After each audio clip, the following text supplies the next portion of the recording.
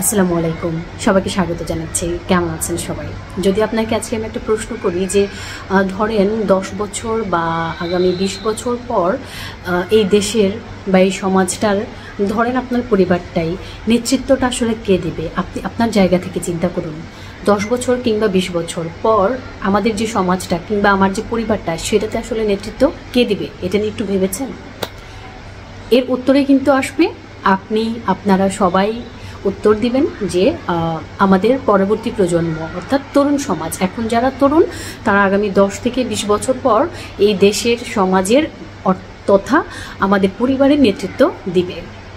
কিন্তু এই তরুণ সমাজ এখন অনেক কিছুর মধ্যে আসলে তাদের যেভাবে তারা বেড়ে ওঠার কথা, সেই বেড়ে ওঠাটাতে তারা বাধাগ্রস্ত হচ্ছে।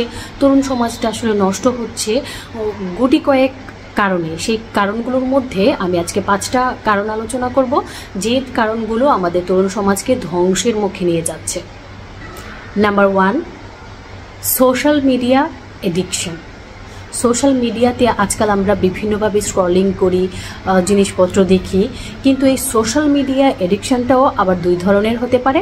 কি সেটা হচ্ছে, এক, আপনি জানেন যে আসলে আপনি কি দেখছেন, অর্থাৎ আপনি হুমায়ুন আহমেদের একটা নাটক দেখতে পারেন, কিংবা আপনি আমার এই যে ভিডিওটা দেখছেন সেটা দেখতে পারেন, কিংবা এডুকেশনাল বা মোটিভেশনাল কোনো স্পিচ দেখতে পারেন, কিংবা কোনো খেলা দেখছেন, এরকম জিনিসপত্র হতে পারে। আবার নাম্বার 2 যেটা সেটা হচ্ছে যে আপনি জানেনই না, ঘন্টার পর ঘন্টা এখনই আপনি খেলা দেখছেন, এখনই আপনি ডান্স দেখছেন, এখনই আপনি গান দেখছেন, এখনই আপনি নাটক দেখছেন, মুভি দেখছেন, গেম খেলছেন। আপনি জানেন না আসলে আপনি কি করছেন, কিন্তু ঘন্টার পর ঘন্টা আপনি স্ক্রলিং করেই যাচ্ছেন। এভাবে আপনি ঘন্টার পর ঘন্টা সময় অতিবাহিত করছেন সোশ্যাল মিডিয়াতে। আর এটার নেতিবাচক প্রভাবটা পড়ে হচ্ছে, অর্থাৎ আমাদের তরুণ সমাজরা কিন্তু এটা করে থাকে। দেখা যায় যে আপনি এখন একটা জিনিস দেখলেন, ওটা রিলেটেড আরও 10টা জিনিস আপনার সোশ্যাল মিডিয়াতে দেখবেন অ্যাভেলেবেল হয়ে গেছে। আপনি দেখবেন এত সুন্দর সুন্দর থাম্বনেল দেখলে আপনি আবার ওটাতে টাচ করছেন।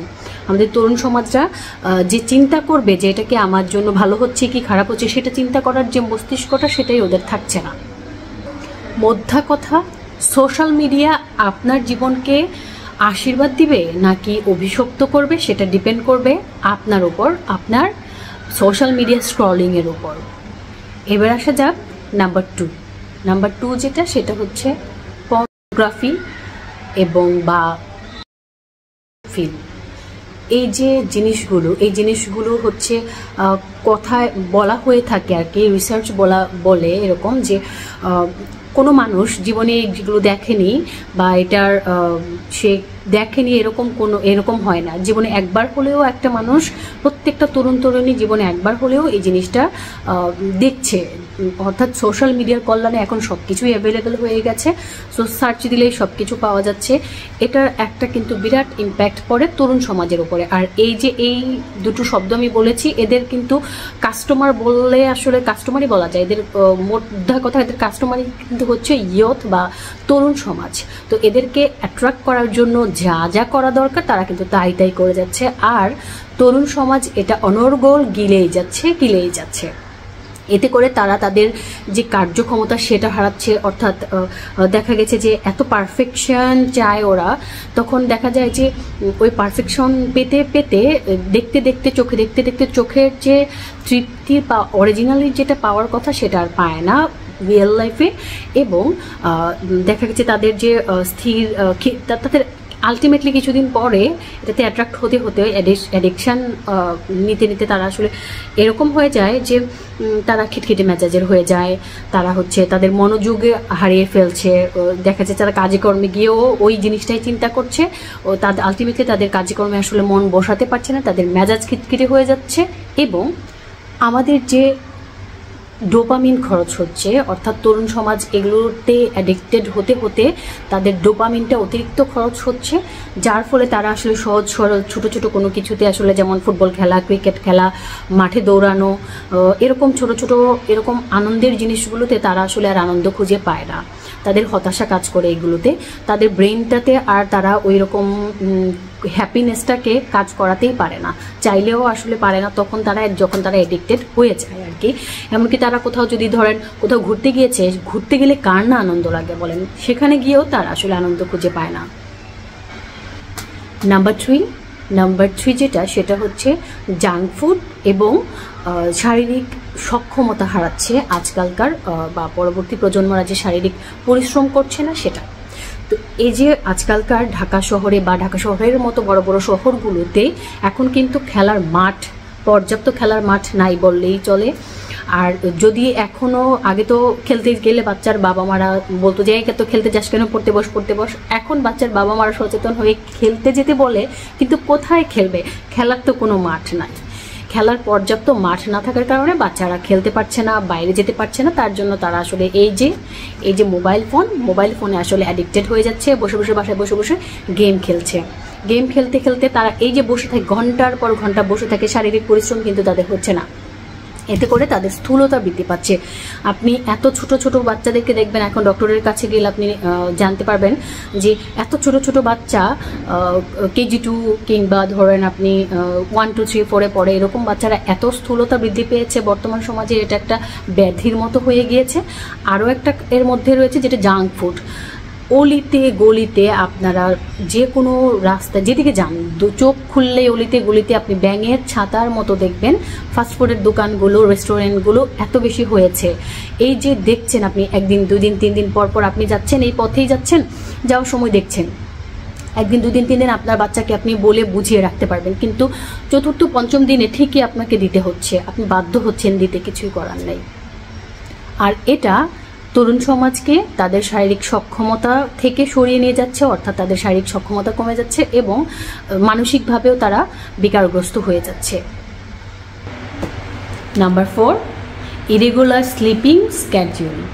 আমরা আজকাল দেখতে পাচ্ছি যে আমাদের তরুণ সমাজরা বা তরুণ যারা আছে তারা, আমি নিজেও আগে করতাম, এখন অবশ্য করছি না, সেটা থেকে আমি অনেকটা বের হয়ে আসছি। তো অনেক রাত জেগে 12টা, 1টা, 2টা, 3টা বাজে পর্যন্ত ওরা ঘুমাতে যায়। তো আমরা যখন ঘুমাতে যাই নর্মালি, তখন কিন্তু আমাদের ব্রেনে মেলাটোনিন হরমোনটা সেটা কিন্তু নিঃসরিত হয়, এবং আমরা যদি টাইমলি না ঘুমাই, অর্থাৎ বলা হয়ে থাকে যে রাত 10টা 11টার মধ্যে যদি আপনি ঘুমাতে যান তাহলে সেটা পারফেক্ট ঘুম হবে। 7-8 ঘন্টা যদি আপনি কোনো ইন্টারাক্ট ছাড়া যদি ঘুমান তাহলে সেই হরমোনটা ব্যালেন্সটা ঠিক থাকে। আর যদি না ঘুমান তাহলে কি হবে? না ঘুমালে সেটা ব্যালেন্সটা ঠিক হবে না। আবার যদি আপনি এটা মনে করেন যে, অনেকে এটা মনে করে যে রাতে 3টা বাজে ঘুমাবো, সকাল 12টা বাজে উঠবো, কিন্তু তাতে কোনো লাভ হবে না। এই যে সকালের পর থেকে আপনি দিনের বেলা যে ঘুমটা ঘুমাচ্ছেন, সেটা তো রাতের বেলার ঘুমের কাজটা সে দিনের বেলা, রিসার্চ বলছে, আমার কথা না, সেটা কিন্তু কোনো কাজে আসবে না। সেই কাজটা রাতের বেলায় যে কাজটা হতো সেটা কিন্তু এখন হচ্ছে না। আর আল্লাহ তাআলা তো আমাদেরকে রাত দিয়েছেন ঘুমানোর জন্য, দিন দিয়েছেন কাজ করার জন্য। আপনি আপনার সার্কেলটাকে, আপনার লাইফের যে সার্কেলটা, সেটাকে আপনি চেঞ্জ করুন। আপনি দিনকে রাত করতে পারেন না, রাতকে দিন করতে পারেন না, দিনের কাজ রাতে করতে পারেন না, রাতের কাজ দিনে করা সম্ভব না, কোনোভাবেই আসলে এটা ব্যালেন্স হয় না। তো আমাদের তরুণ সমাজদের উচিত তাদের যে স্লিপিং স্ক্যাডিউলটা সেটাকে কন্ট্রোল করা। রাত 10টা থেকে 11টার মধ্যে তারা যেন ঘুমিয়ে পড়ে এবং সকালবেলা ভোরবেলা ঘুম থেকে উঠে একটু নামাজ পড়তে পারেন। আপনারা যেই ধর্মাবলম্বীর হন, মধ্যে কথা একটু আপনারা প্রার্থনা করুন, করে একটু সকালবেলার যে এয়ারটা, ন্যাচারাল যে এয়ারটা, বাতাসটা একটু শরীরে নেন, প্রথম বাতাসটা শরীরে নেন, দেখবেন আপনার পরের দিনটা শুরু হবে খুব ভালোভাবে। এবং দিনটা আপনি দেখবেন যে, হিসেব করে দেখবেন, আপনি নোটও রেখে দিতে পারেন, আপনার সেই দিনটা অন্যান্য দিন থেকে অনেক ভালো যাবে। নাম্বার 5 যেটা, সেটা হচ্ছে lack of deep planning or learning. আমি এই জায়গাটাতে বলতে চাই যে আপনারা অনেক কিছু থাম্বনেইল দেখবেন, অনেক সময় যখন আমরা ইউটিউবিং করি না, তখন আমরা দেখতে পারি যে 25,000, এই যে 25 লাখ টাকা আপনি 20 দিনে ডাবল পাবেন, কিংবা 5-7 দিনেই বড়লোক হয়ে যাবেন, এরকম চমকপ্রদ অনেক কিছু থাম্বনেইল আমরা কিন্তু দেখতে পাই। কিন্তু সেটা দেখে আমরা আগ্রহী না হয়ে আমাদের কিন্তু ডিপ প্ল্যানিং করতে হবে আমাদের লাইফ নিয়ে, যে আমরা চাই রাতারাতি আমরা বড়লোক হয়ে যাব, কিন্তু সেই রকম কোনো কাজই আসলে আমরা করি না। রাতারাতি আসলে যারা বড়লোক হয়, একটু খেয়াল করে দেখবেন, তারা রাতারাতি আবার নিচেও নেমে যায়, তারা কোয়ালিটিটা তাদের ডাউনেও হয়ে যায়। তার জন্য আসলে আমাদেরকে সঠিকভাবে ডিপলি আমাদের চিন্তা করতে হবে আসলে আমি কি চাই, এবং আমি যেটা চাই সেটাও সেই অনুযায়ী আমাকে প্ল্যানিং করতে হবে, ডিপ প্ল্যানিং করতে হবে। আর সেই প্ল্যানিংটা সাকসেসফুল করার জন্য আমাদেরকে ডিপ লার্নিং করতে হবে। আমরা কিন্তু এখন লার্নিংয়ে অনেক বেশি আগ্রহী হই না, আমরা চাই খুব ইনস্ট্যান্ট আমরা কিছু পাবো। ইনস্ট্যান্ট নুডলসের মতো রান্না করে অত ঝামেলা নেই, আমি জাস্ট গরম পানি দিব আর ইনস্ট্যান্ট নুডলস আমি খেয়ে ফেলবো। আপনি দেখেন যে রান্না করা নুডলসটা কতটা টেস্টি হয় আর পুষ্টিগুণ কতটা থাকে, আর ইনস্ট্যান্ট নুডলসটার কতটা পুষ্টিগুণ থাকে। আপনারা আমার মনে হয় যদি একটু চিন্তা করেন তাহলে খুব সহজে বুঝে যাবেন। আবার দেখা যায় যে আপনি চিন্তা করছেন যে আপনি এক্সামে ফার্স্ট ক্লাস হবেন, আপনার যে ক্লাসে আপনি ফার্স্ট হবেন, তাহলে আপনি ফার্স্ট হবেন চিন্তা করছেন, কিন্তু আবার সেই অনুযায়ী আপনি পড়াশোনা করছেন না। যদি আপনি ফার্স্ট হতে চান তাহলে তার আগে কিন্তু আপনাকে অনেক কিছু প্ল্যানিং করতে হবে, এবং এই প্ল্যানিংয়ের মধ্যেই কিন্তু ডিপ লার্নিংয়ের বিষয়টাও আপনার করতে হবে। যেমন আপনি ডিপ প্ল্যানিং করবেন যে ফার্স্ট ক্লাস হবেন আপনি, তাহলে সেই অনুযায়ী আপনাকে ডিপ লার্নিং করতে হবে আগে, দেন আপনি প্ল্যানিংয়ে সাকসেস হতে পারবেন। এই 5টি কারণের মতো আরও অনেকগুলো কারণ রয়েছে। আশা করি আপনারা অবশ্যই কমেন্ট বক্সে জানিয়ে যাবেন আপনার ধারণা কী, বা আপনার মতামতের একটা কারণ হলেও কমেন্ট বক্সে জানিয়ে যাবেন।